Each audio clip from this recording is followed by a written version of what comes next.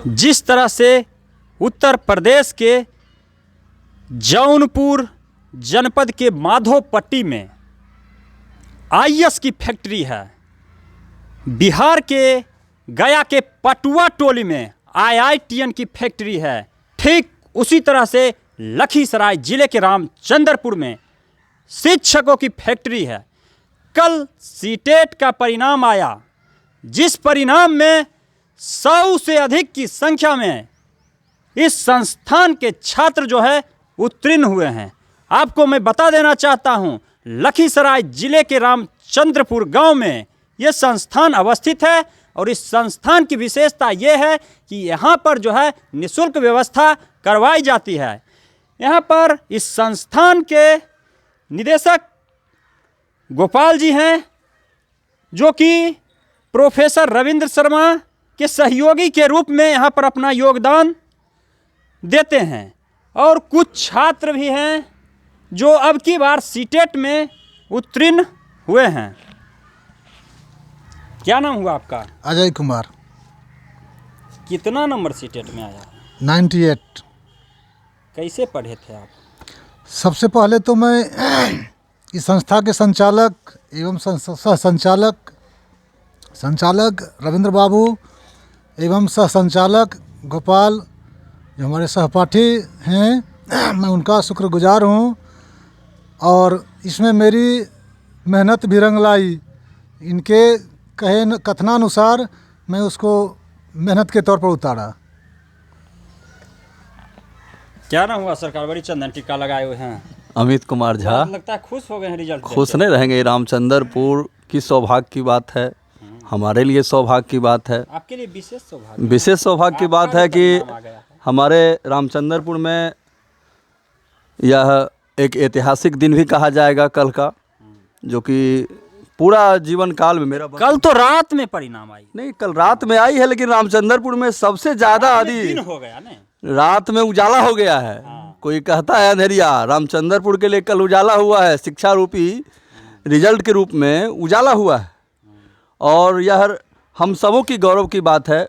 हमारे गुरुदेव बाबा रविंद्र सर, हमारे मित्र गोपाल जी के निर्देशानुसार मैंने संपूर्ण जो ताकत था, मेहनत थी, सभी प्रकार की तैयारियां की और सही दिशा निर्देश के कारण आज मैं कल सीटेट का रिजल्ट आया।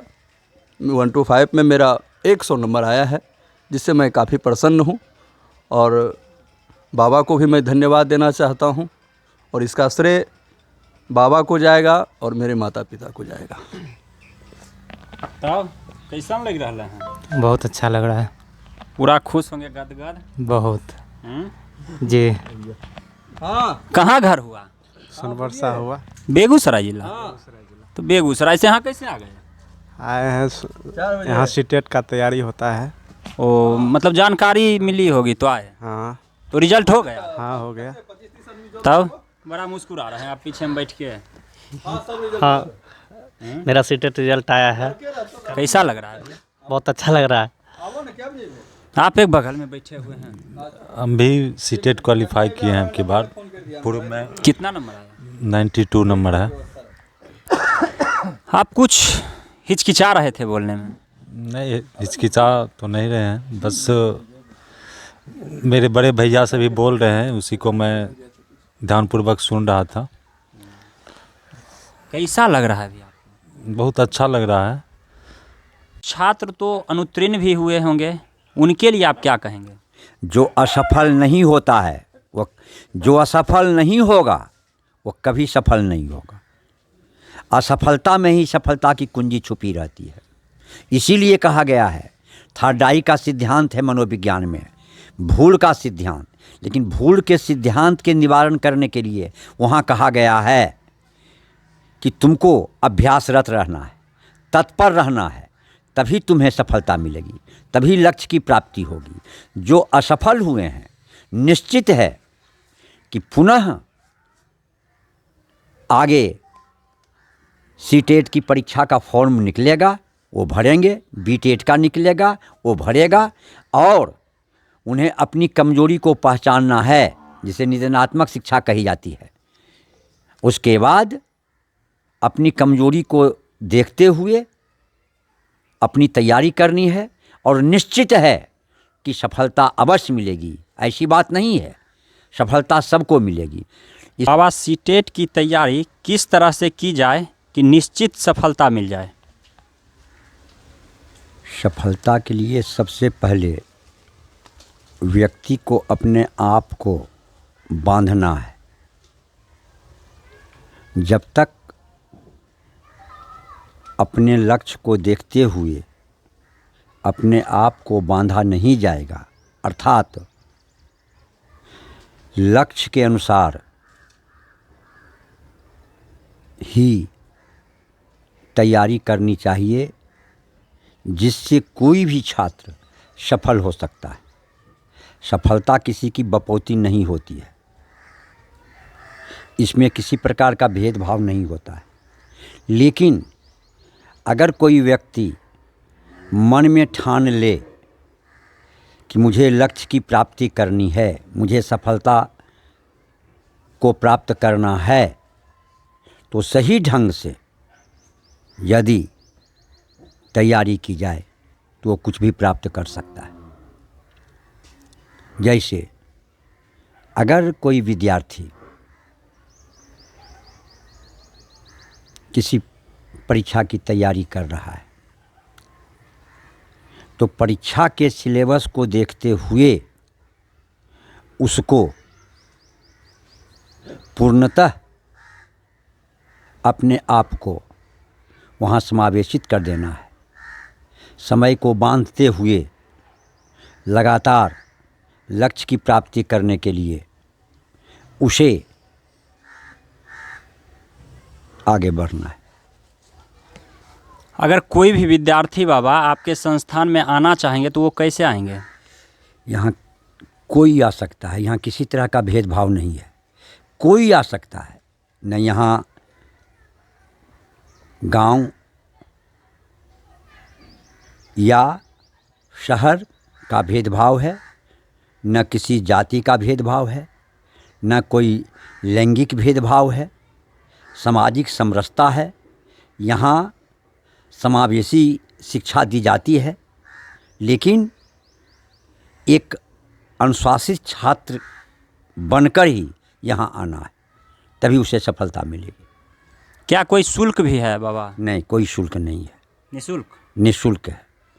आप सुन रहे थे बाबा को, जो लखीसराय जिले के रामचंद्रपुर गांव में निःशुल्क सीटेट परीक्षार्थियों को सेवा देने का कार्य करते हैं, उन लोगों को मार्गदर्शन देते हैं। सीटेट की परिणाम जो है कल आई है और इनके संस्थान से 100 के करीब विद्यार्थी उत्तीर्ण हुए, जिसमें सिर्फ 60 रामचंद्रपुर से हैं एवं आसपास के ज़िले एवं आसपास के गांव के अन्य विद्यार्थी भी इस संस्थान में पढ़ने के लिए आते थे, वो लोग भी उत्तीर्ण हुए हैं।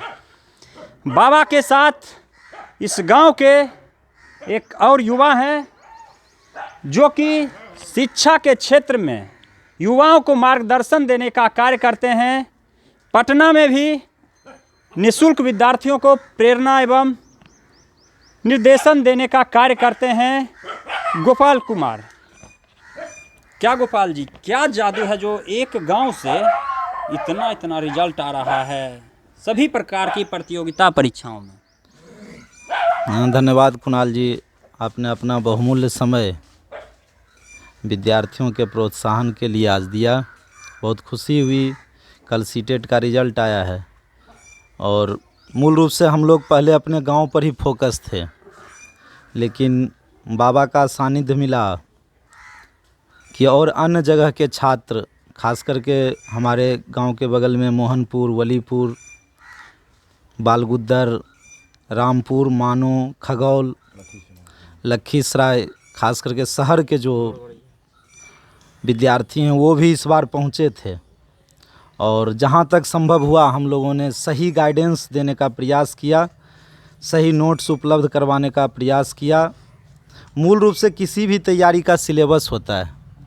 आप लोग किसी भी चीज़ का तैयारी शुरू कीजिए तो पहला 2 से 3 दिन, मेरे अनुसार बाबा भी हमेशा बोलते रहते हैं कि मूल रूप से 2 से 3 दिन आप पहला 2-3 दिन जो है उस सिलेबस पर दीजिए, या प्रीवियस ईयर का जो क्वेश्चन है, पिछले साल जो पूछा गया प्रश्न है, उसका अध्ययन किया जाए कि आखिर किस तरह का पैटर्न है।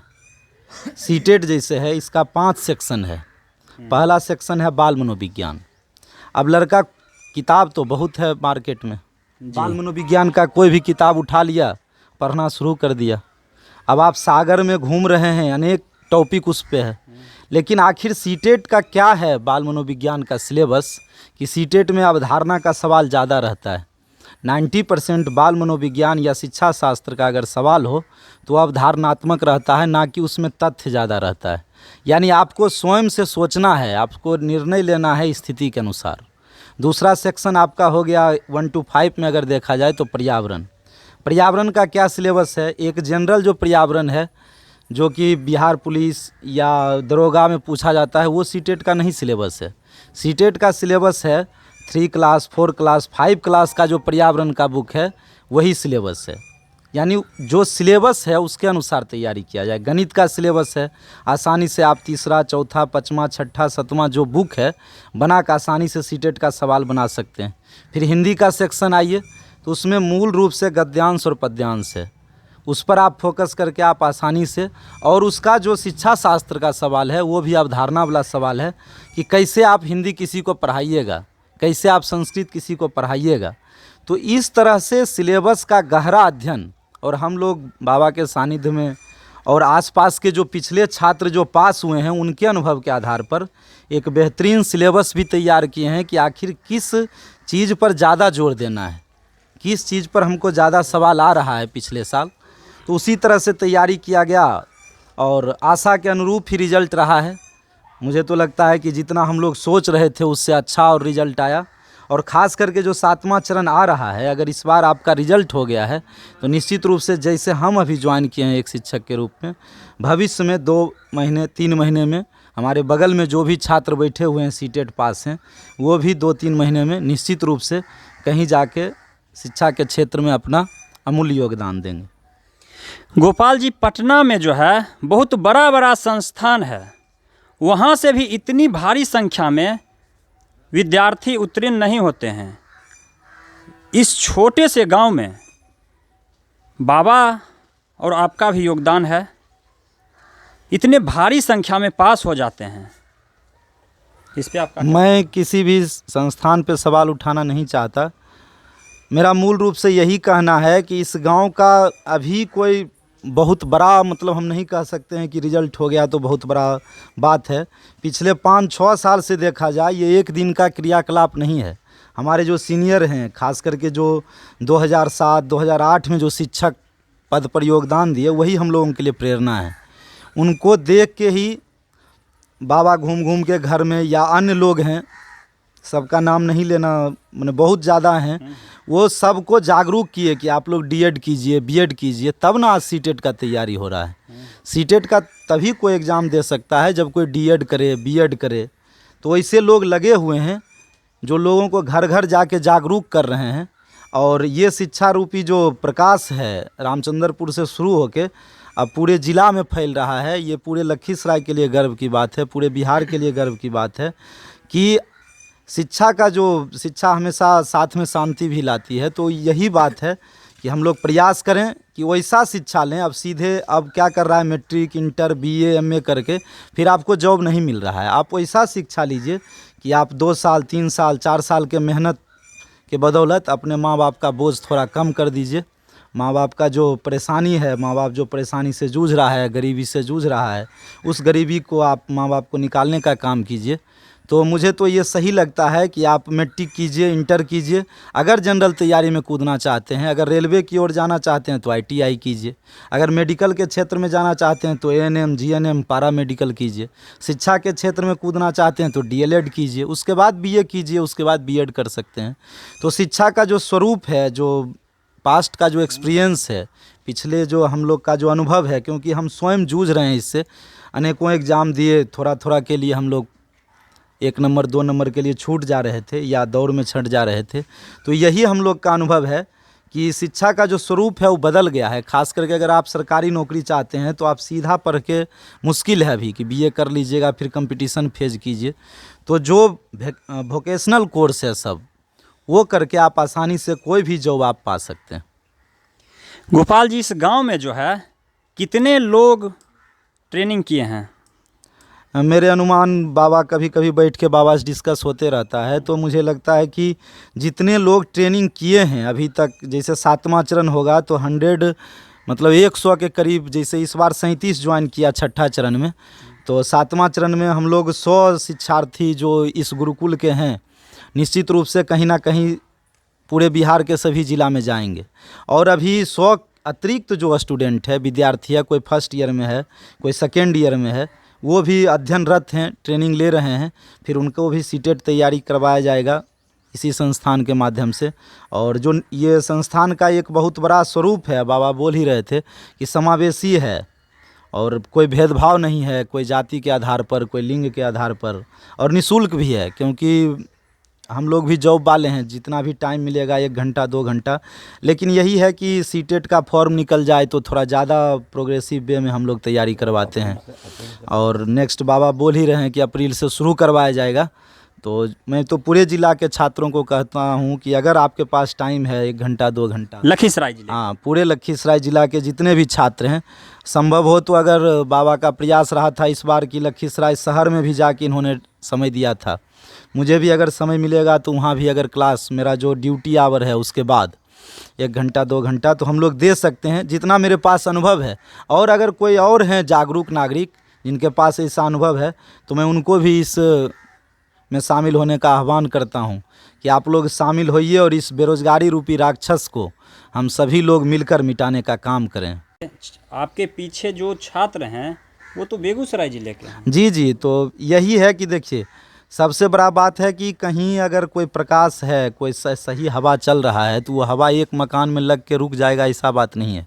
वो हवा पूरे दूर दूर तक जाएगा। पछिया हवा चलता है तो पूरे नगर, पूरे शहर तक बहता है। तो वही बात है कि हम लोग के जो कुटुंब हैं उनको भी जानकारी है कि रामचंद्रपुर में तैयारी करवाया जा रहा है। तो हमारे जो रिलेटिव हैं वो भी अब यहाँ पहुँच रहे हैं। 1 महीना 2 महीना अपने रिलेटिव के पास रहकर तैयारी कर लेते हैं और निश्चित रूप से सफल हो जा रहे हैं। तो ये तो मैं भगवान का आशीर्वाद भी कहूँगा कि इन लोगों को सही जो सकारात्मक जो दिशा हो वो मिले, और जैसे सफल हो रहे हैं ये भी सफल हो के हमारे ग्रामीण का, हमारे शहर का, हमारे ज़िले का, हमारे राज्य का नाम रोशन करें पूरे भारत में। बाबा, आपने इस संस्थान की नींव जब रखी तो आपको कुछ समस्या भी हुई थी? कुछ भी समस्या नहीं हुई है। शुरुआत आपने कैसे किया था? शुरुआत बच्चों को मैंने प्रेरित करके कहा कि अभी इसी का अवसर है, जब तक तुम डीएलएड बीएड नहीं करोगे और तैयारी नहीं करोगे तो तुम्हें सफलता नहीं मिलेगी। पहले लोग सिपाही के लिए दौड़ लगाते थे, उसकी भी लिखित परीक्षा होती थी, लेकिन अब समय ऐसा आ गया है, शिक्षा भी जो है वह व्यावसायिक बन चुकी है। इसलिए समय को देखते हुए यह जो शिक्षण का कार्य है बच्चों को करना चाहिए। और जब तक, जैसा कि गोपाल ने कहा कि जब तक वो डीएलएड बीएड नहीं करेगा, उसके करने के बाद ही वह वैसे प्रमाण पत्र जब मिलेंगे डीएलएड और बीएड के, तभी जाकर उसका जो फॉर्म आएगा, चाहे बीटेट का हो, सीटेट का हो या एस्टेट का हो। यह सौभाग्य है, जैसा गोपाल ने कहा कि लगभग अभी 60-62 विद्यार्थी, अभी जो कल रिजल्ट प्रकाशित हुआ है उसमें उत्तीर्ण हुए हैं। 35 छात्र गत वर्ष के भी बचे हुए हैं और 15-16 जो छात्र हैं वह एस्टेट में उत्तीर्ण हैं। वास्तव में जो 7वां चरण आएगा उसमें लगभग 100 से ऊपर इस संस्था के छात्र शिक्षक बन जाएंगे। और मैं तो कहूँगा गोपाल को कि अभी जो लगभग 45-46 हज़ार प्रधानाध्यापक या प्रधान शिक्षक की नियुक्ति होने वाली है, यदि उसमें भी थोड़ा समय दिया जाए तो सफलता मिल सकती है। और मैं चाहूँगा यहाँ हो या लखीसराय में भी मैं खोज रहा हूँ ऐसी जगह कि जहाँ बिठाकर हम लोग तैयारी करावें और क्षेत्र का नाम जिससे रोशन हो। यही मेरी कामना है। बाबा जिन्हें प्यार से छात्र बुलाते हैं, इनका नाम प्रोफेसर रविंद्र शर्मा है। आज से 10 साल पहले से जो है बाबा इस क्षेत्र में घर घर घूम करके लोगों को प्रेरित करने का कार्य कर रहे हैं कि आप अपने बच्चे को जो है टीचर ट्रेनिंग करवाइए। और आज उसी का परिणाम है इस छोटे से गांव में इतनी भारी संख्या में परिणाम आई है। देखते रहिए न्यू न्यूज़। जय हिंद।